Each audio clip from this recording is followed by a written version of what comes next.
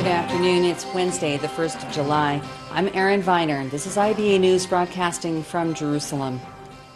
The defense establishment has ordered the closure of the Nitzana and Kerem Shalom border crossings to Gaza and Egypt following a series of terrorist attacks in the northern Sinai. Reports indicate that gun battles are still being waged at this hour between Egyptian security forces and Islamic State-affiliated terrorists. The IDF is closely monitoring events along the nation's borders. At least 50 Egyptian soldiers and police were reportedly killed in one of the biggest coordinated attacks in the Sinai. The ISIS affiliate in Egypt is claiming credit for the assault on 5 separate checkpoints launched by an estimated 70 insurgents. Military sources say that at least 22 of the terrorists were killed in the ensuing clashes.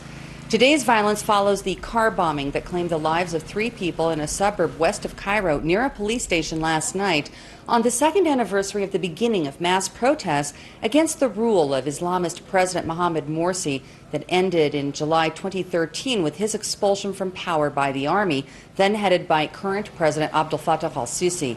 Since that time, there's been a severe crackdown on the banned Muslim Brotherhood, and Islamist militants have killed hundreds of security personnel, primarily in the northern Sinai.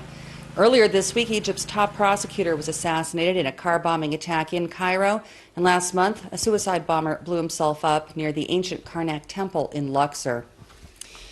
Thousands of mourners today attended the funeral of Malachi Moshe Rosenfeld, the victim of Monday night's drive-by shooting by 2 Palestinian assailants near the Jewish town of Shvut Rachel, north of Ramallah. 3 friends were injured in the same attack as Rosenfeld, who succumbed to his wounds at the Shaare Zedek Medical Center in Jerusalem last night. The 25-year-old was laid to rest in the West Bank settlement of Chochav HaShachar, where he lived. Rosenfeld's father, Eliezer, eulogized his son, saying that he was an exceptional child who was murdered in cold blood. 13 years ago, the family lost their eldest son, an Air Force pilot who died after being caught in a flash flood near the Tse'ilim River.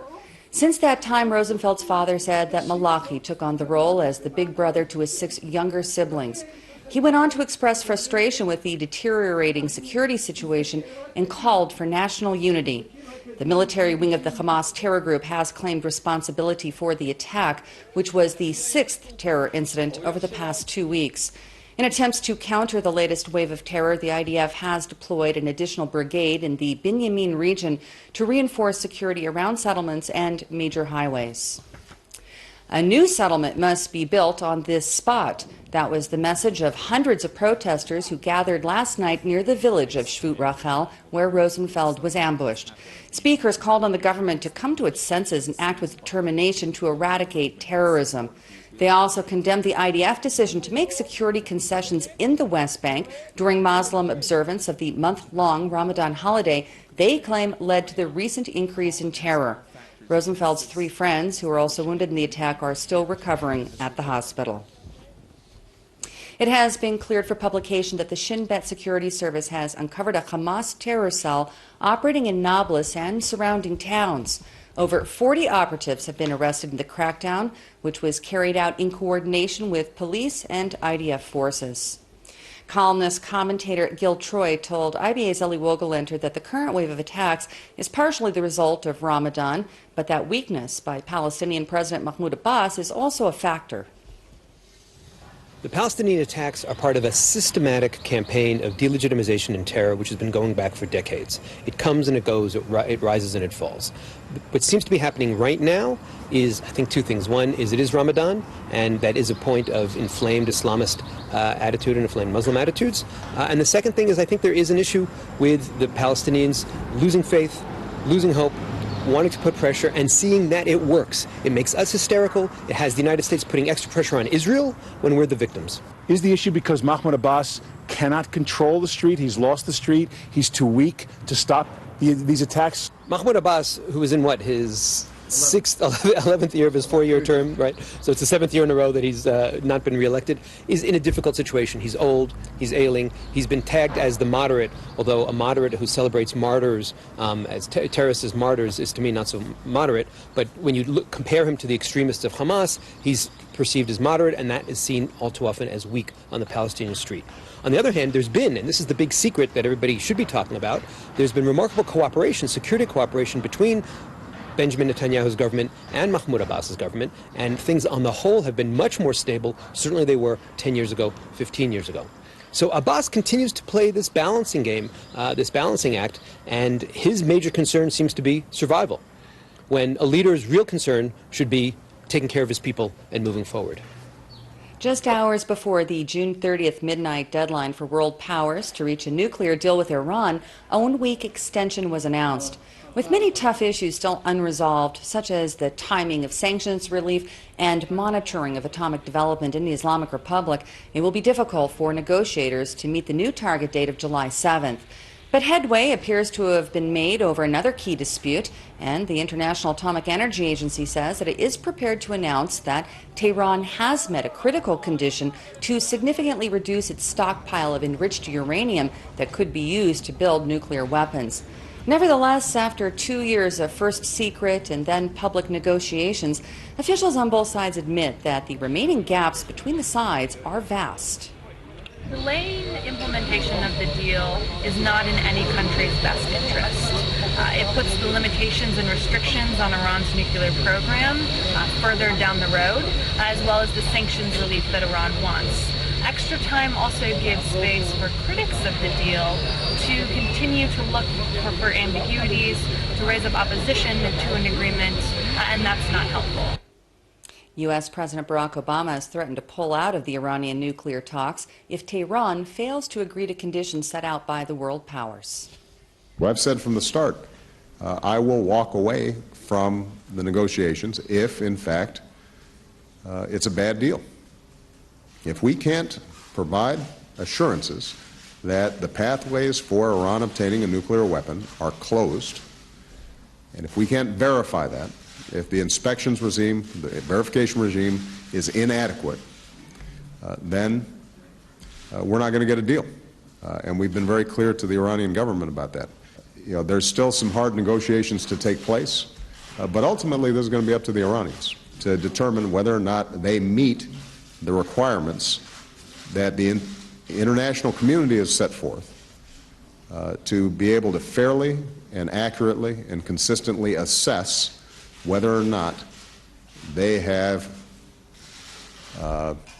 foreclosed the possibility of obtaining a nuclear weapon.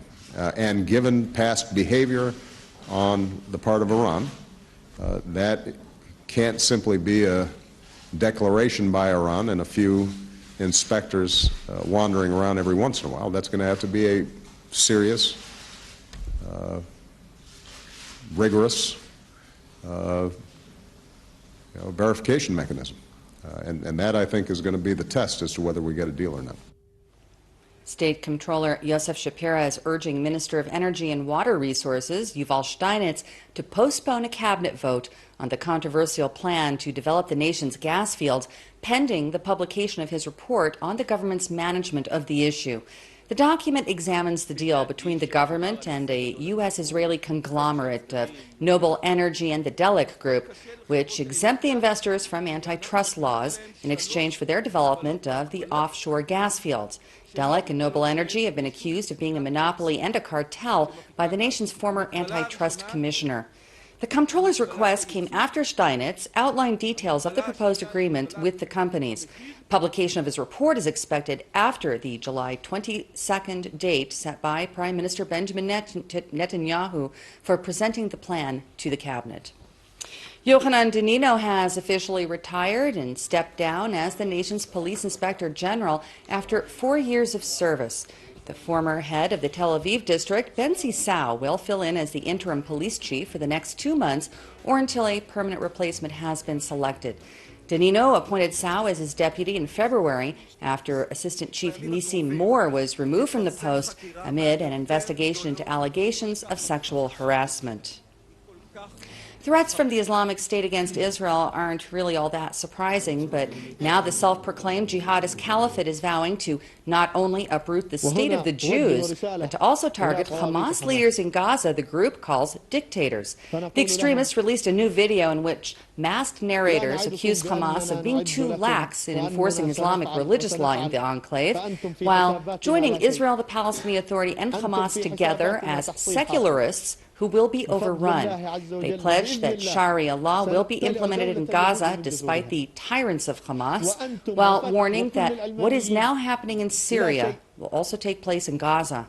In recent months, Hamas has been battling radical Salafist groups based in the Strip, which identify with ISIS and claim to have carried out recent rocket fire at Israel in defiance of Hamas rule. Meanwhile, cell phone service and internet service in Gaza may be suspended soon after the Hamas-appointed Attorney General ordered the closure of the territory's only provider on charges of tax evasion.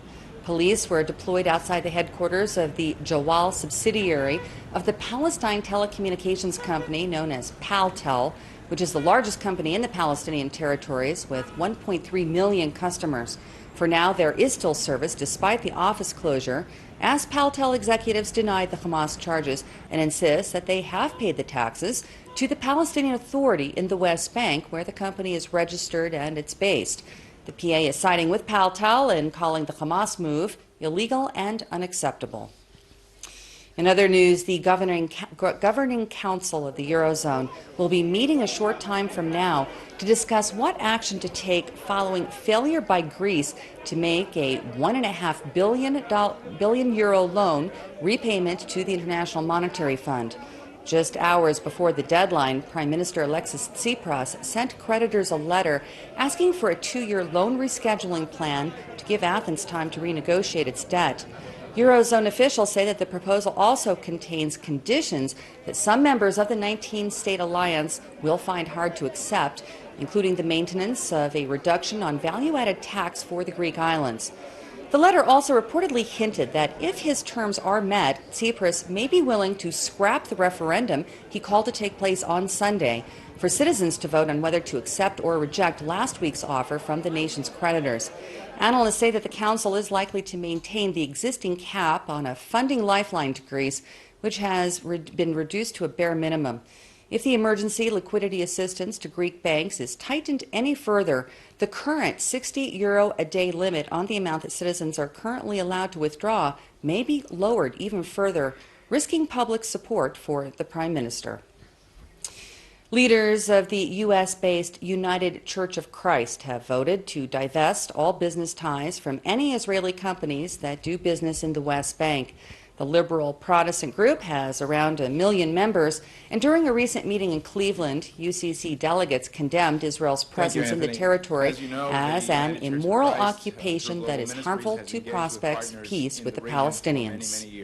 Given the injustices and ongoing human rights violations related to the occupation, the 2015 General Synod of the United Church of Christ has adopted a resolution calling the Church to engage in specific and nonviolent actions to help end the ongoing Israeli-Palestinian conflict and establish peace and justice.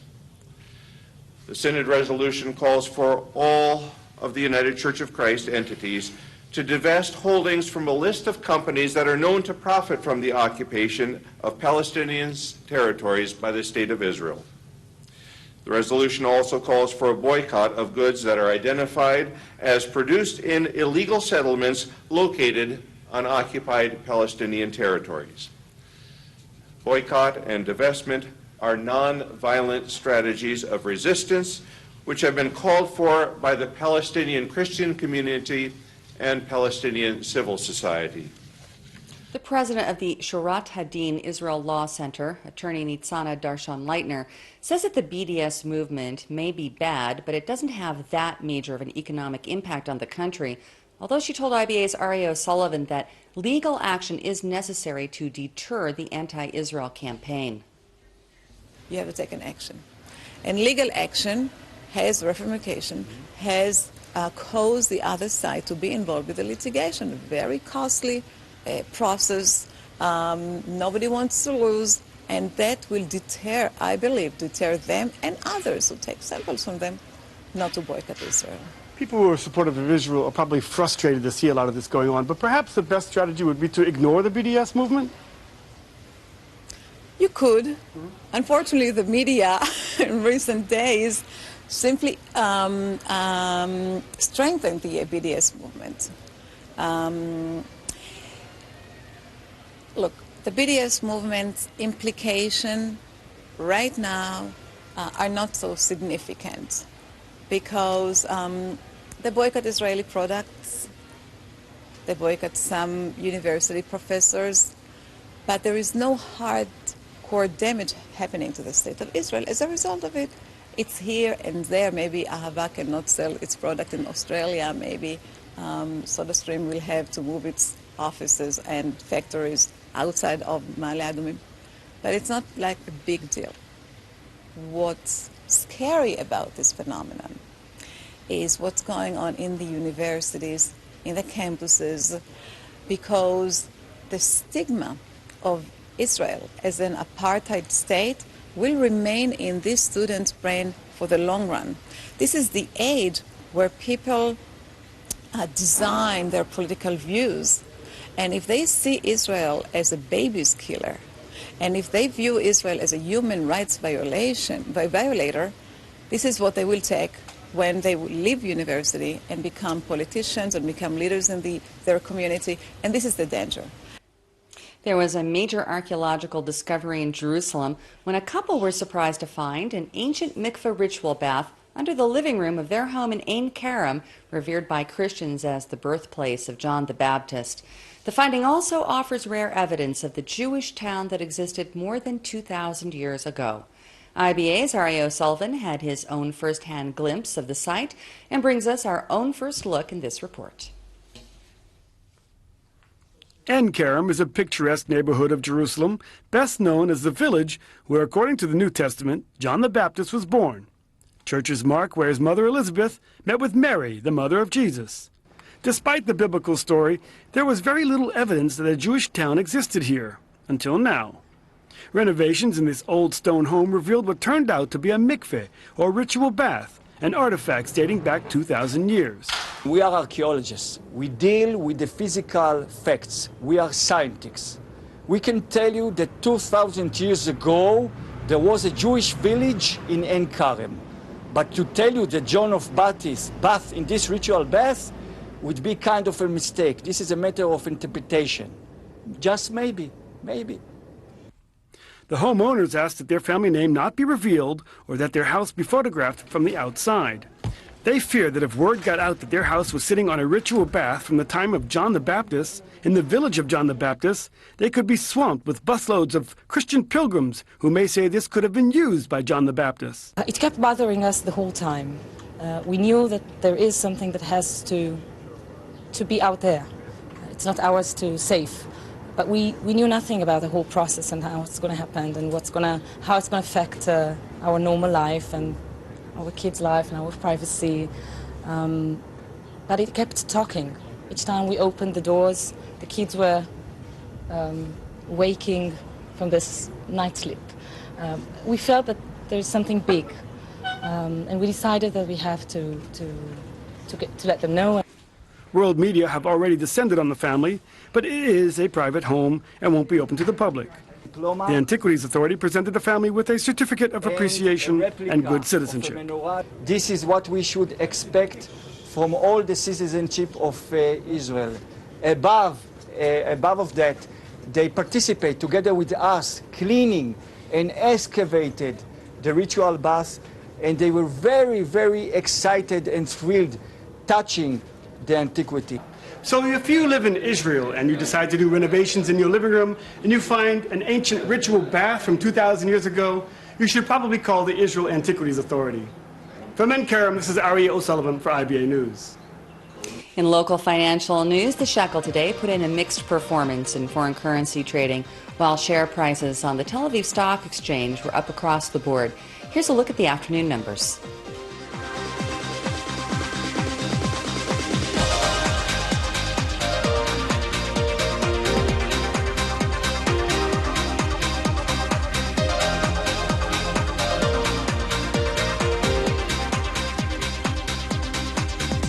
Taking a look at the weather and starting in Europe, which is in the grip of extremely hot conditions with no relief yet in sight. The continent is being steamed by a heat wave blowing in from North Africa, sending Parisians to cool off in the city's plentiful fountains and water sprinklers. Meteorologists say that temperatures this high have not been recorded over the past 60 years, with levels as high as 40 degrees Celsius, which is 104 Fahrenheit, that is creating an increased strain on the infrastructure as demand for water and power soars. Forecasters are saying that it will be even hotter in the coming days. Temperatures in Spain reached more than 43 degrees in Cordoba on Sunday. Temperatures in parts of France are also high, and the heat which hit the Iberian Peninsula is now going to move northwards in the next couple of days. Here at home, the IBA weather team tells us we can expect a beautiful day tomorrow with fair conditions and a continuation of very seasonable temperatures. Here's the forecast at home and abroad over the next 24 hours.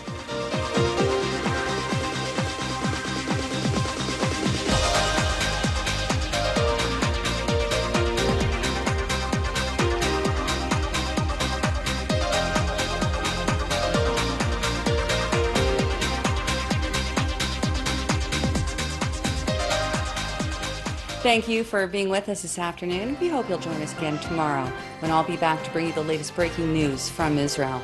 I'm Erin Viner, wishing you a wonderful evening and shalom from Jerusalem.